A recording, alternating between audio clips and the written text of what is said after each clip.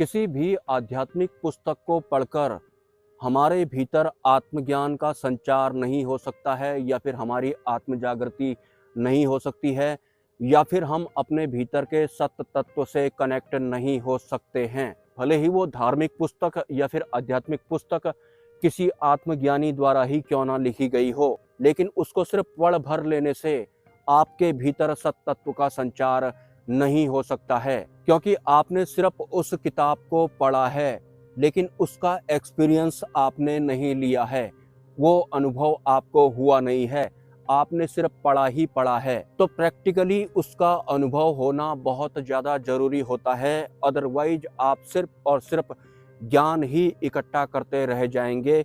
ये सीधी और सरल बात है, भले ही आप किसी भी धर्म के क्यों न हो, और किसी भी इंसान को या फिर किसी किताब को या फिर पर्टिकुलर कोई ह्यूमन जैसा कोई हो, भले ही वो कोई सिद्ध पुरुष ही क्यों ना रहा हो, आपको उसे परमात्मा मानकर या फिर उन्हें आधार बनाकर मोक्ष मार्ग पर बिल्कुल भी नहीं चलना है, क्योंकि उन्होंने तो अनुभव किया था और उस अनुभव को एक किताब में लिख दिया गया, और अब आप उस किताब को या फिर उस पर्टिकुलर शख्स को परमात्मा मानकर या फिर आधार बनाकर मोक्ष मार्ग पर या फिर वास्तविक सत्य पर चलने की कोशिश कर रहे हैं। यही इस दुनिया में सब लोग करते हैं, जिस वजह से उन्हें वास्तविक सत्य घटित होता ही नहीं है, या फिर परमात्मा घटित होता ही नहीं है, या फिर आंतरिक स्तर पर उनमें किसी भी तरह का कोई बदलाव होता ही नहीं है। जिन भी शब्दों में या फिर जिन भी किताबों में परमात्मा का वर्णन किया गया है, वो किताबों को ही वो परमात्मा मान रहे हैं। उन्हें लगता है कि पढ़ने मात्र से ही उन्हें वास्तविक सत्य पता लग जाएगा। पढ़ने से कुछ नहीं होता है, उसका अनुभव आपको लेना है,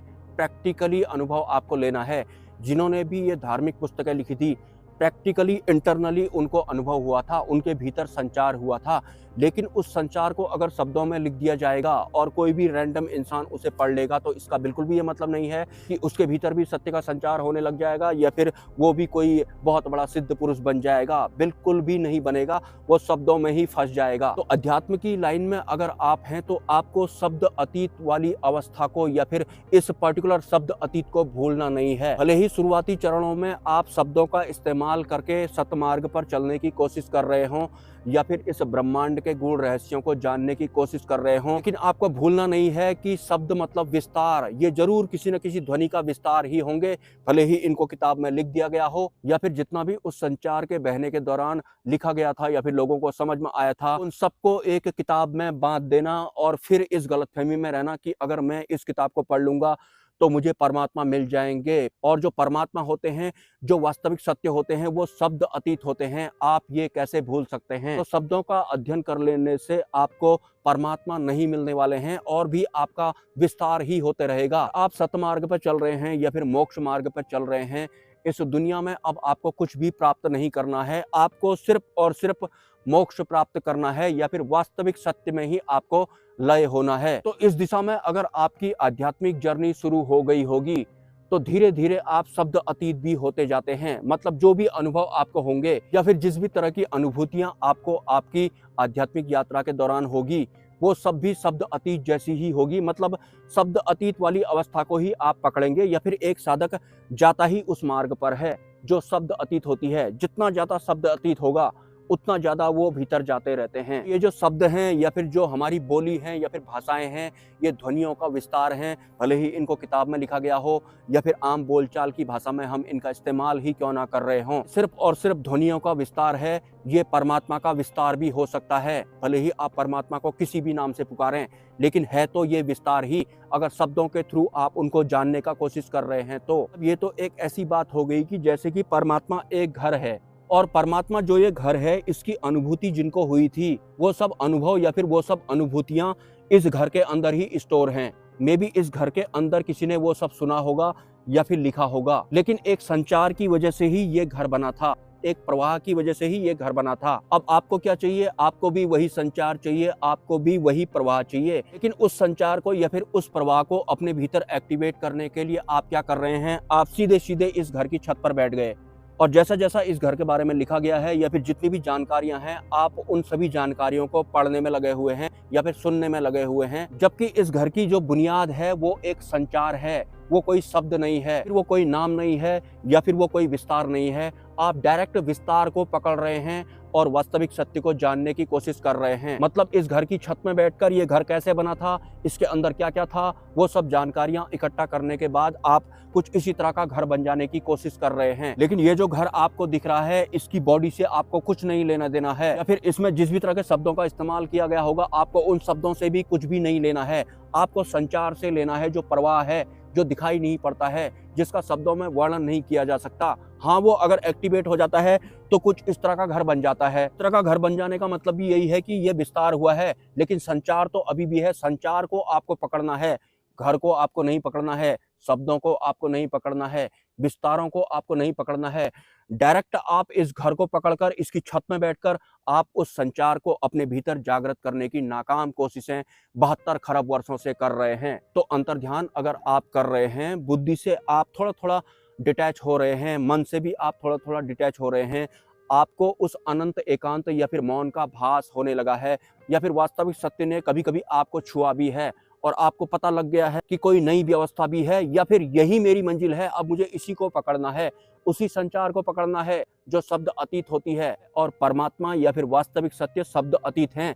मतलब जितना आप अंदर को हल्का होते जाएंगे, जितना आप खाली होते जाएंगे, शब्द अतीत आप होते जाएंगे, ध्वनि अतीत भी आप होते जाएंगे। ध्वनि अतीत क्या होना है? इन ध्वनियों का जो स्रोत होता है उसको ही आपको पकड़ना है, आपको संचार को पकड़ना है। वो किसी भी तरह का कोई ध्वनि नहीं है, उसका कोई नाम नहीं है, और इस उजाले की शुरुआत भी उसी संचार से हुई थी। अगर अंधकार हो जाता है तो इसकी शुरुआत भी उसी से हुई थी। मतलब स्रोत तो सबके उसी में है। मतलब वो स्टार्टिंग पॉइंट है, या फिर वो एक स्टार्टिंग प्रवाह है। बाकी जो जो हुआ है, भले ही इस तरह का घर बन जाए, या फिर बहुत सारी किताबें लिख दो आप, या फिर थोड़ा बहुत किसी की अंतरिम जागृति हो गई तो आप उसको भगवान मान लो, और उसके बाद उसी को आधार बनाकर आप उस संचार को पकड़ने की कोशिश कर रहे हैं। तो जिस इंसान को परमात्मा मानकर आप परमात्मा होने की कोशिश कर रहे हैं, आपके और वास्तविक सत्य के बीच में तो वो इंसान दीवार जैसा खड़ा हो गया, भले ही वो कोई सिद्ध पुरुष ही क्यों ना हो। और जब आप भीतरी एकांत या फिर आंतरिक मौन में जाते हैं तो वहां पर किसी भी तरह की बाधाएं नहीं होनी चाहिए। कोई इंसान जैसा नहीं खड़ा हो जाना चाहिए, भले ही वो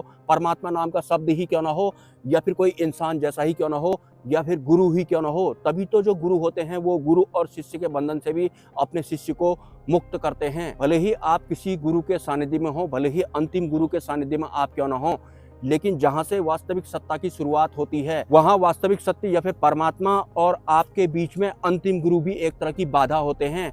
इस वजह से जो अंतिम गुरु होते हैं, जो कि हम इंसानों के एकमात्र गुरु होते हैं, क्योंकि वो हमारी मुक्ति का मार्ग प्रशस्त करते हैं, और इंसानों की मुक्ति का जो मार्ग है अब वो प्रशस्त हो चुका है। मतलब ज्यादा वक्त नहीं हुआ है। इससे पहले जो भी इंसान मुक्ति मार्ग पर चले थे उन्हें पूर्ण मुक्ति या फिर मोक्ष घटित नहीं हुआ था। लेकिन जो हमारे अंतिम गुरु होते हैं वो अपने आप को कभी गुरु मानते ही नहीं है इंटरनली, क्योंकि अपने आप को गुरु मानना या कुछ मान लेना भी एक तरह की बाधा ही होता है। तो वो बहुत एडवांस होते हैं, और एडवांस का मतलब ऐसा नहीं है कि वो ऐसा बोल रहे हैं।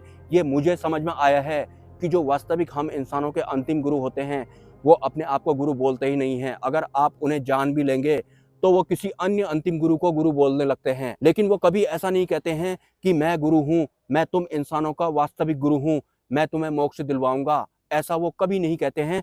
वो मानते भी नहीं है, इंटरनली वैसे होते भी हैं वो। तो जब आप अनंत अपने भीतरी एकांत में जाते हैं तो आपको किसी भी तरह के शब्दों को लेकर के नहीं जाना है। आपको परेशान जैसा नहीं हो जाना है कि मैं परमात्मा नाम का शब्द इस्तेमाल नहीं करूंगा तो मैं गलत तो नहीं करूंगा। अरे परमात्मा नाम का जो शब्द था वो कभी घटित हुए होंगे, किसी को थोड़ा सा विस्तार हो गया, इंसानों को समझ में नहीं आया तो उन्होंने बाकी इंसानों को समझाने के लिए परमात्मा नाम के शब्द का प्रयोग कर दिया, बात खत्म हो गई। परमात्मा शब्द अतीत हैं, उनका वर्णन नहीं किया जा सकता है।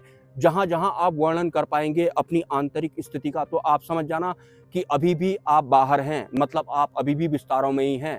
अगर आंतरिक स्तर पर आपके साथ कुछ ऐसा हो रहा है कि आप उसे बता ही नहीं पा रहे हैं, सत्य मार्ग वाली दिशा की बात मैं कर रहा हूँ, वास्तविक सत्य वाली दिशा की बात मैं कर रहा हूँ, और उस राह पर चलने के दौरान अगर आप अपनी आंतरिक स्थिति का शब्दों में वर्णन कर ही नहीं पा रहे हैं, तो आप समझ जाना कि आप अब वास्तविक सत्य में ठहरने लग गए हैं, और अब आपका जो विस्तार होगा उसी वास्तविक सत्य में होगा। और वो जो वास्तविक सत्य होता है उसमें मैं, मेरा या फिर बहुत तरह के जो भी बीच में बाधाएं जैसी होती हैं, भले ही कोई ध्वनि हो या फिर कोई शब्द हो, सबसे भी वो साधक पार जाता है। आपको भी जाना पड़ेगा।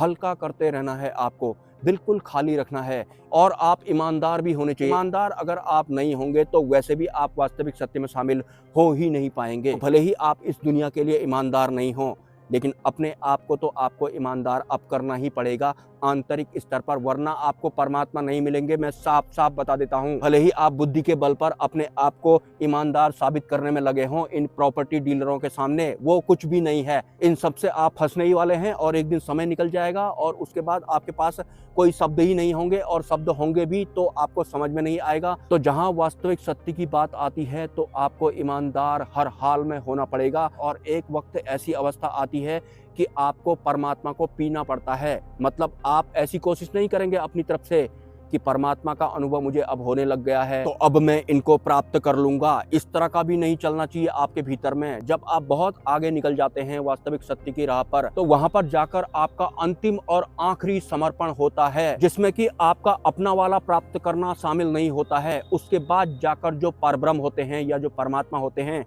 हमारे भीतर उतरते हैं। ऐसा नहीं कि आप अंतर्ध्यान कर रहे हैं, आप खाली भी हो गए हैं, लेकिन आपको वास्तविक सत्य का अनुभव होने लग गया, तो उसके बाद आप इस तरह का प्रयास कर रहे हैं कि अब मैं परमात्मा को प्राप्त कर लूंगा, अब तो मुझे मिल ही गए हैं। मतलब आपकी मर्जी या फिर आपकी जिद या फिर आपका प्रयास वहां पर शामिल नहीं होना चाहिए। और वैसे भी जो परमात्मा होते हैं वो बहुत ज्यादा सरल होते हैं, वो प्रयास रहित होते हैं। आप अपने आप को छुड़ाएं तो सही इस मायारूपी संसार से।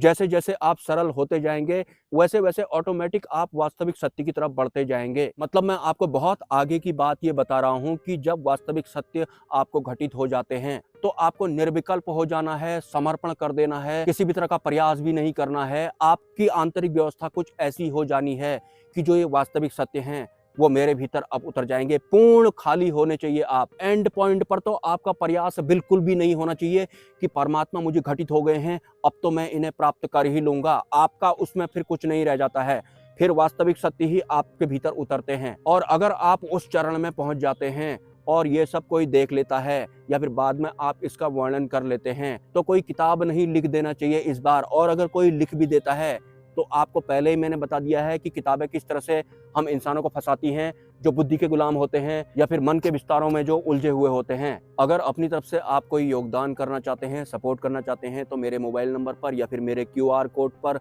जो कि आपको कम्युनिटी पोस्ट में देखने को मिलेगा, या फिर मेरी UPI ID पर आप कर सकते हैं। नमस्कार।